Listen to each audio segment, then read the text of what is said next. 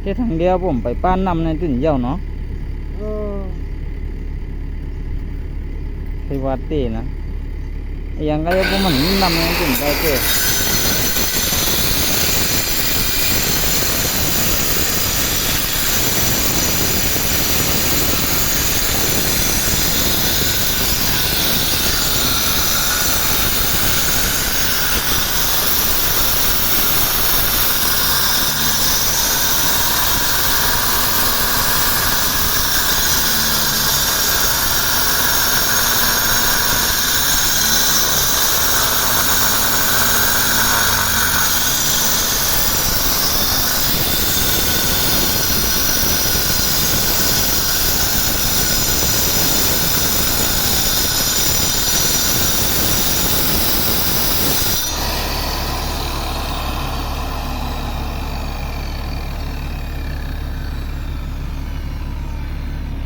ใส่น้ำเถอะ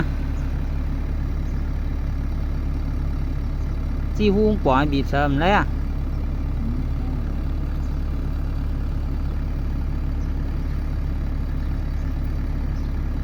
ฮัลโหลอันนี้เด้งก็เป็นเด้งของเด็กขามเหมือนนั่นเด้งคอลง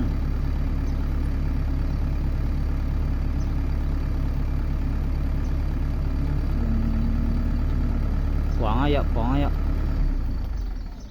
มันเป็นหอ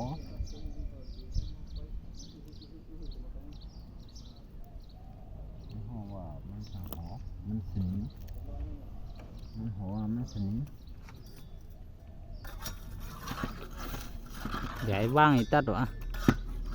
ก็ติดหนองม้างเอาขึ้นนี่ก่อนก็ จุกนั่นแห้งไว้นะ อย่างก็ร้องเดือดลุ้นนั่น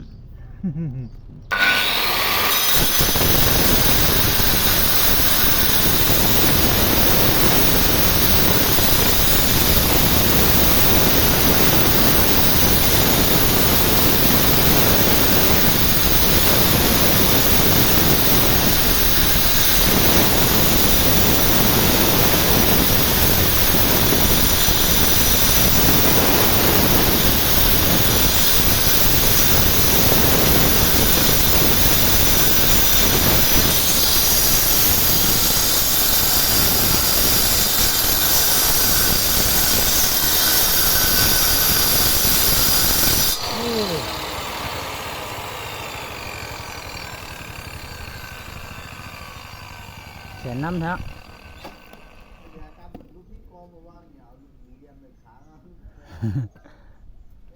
ติดเชื้อติดถึงเรื่องไม้อ่ะ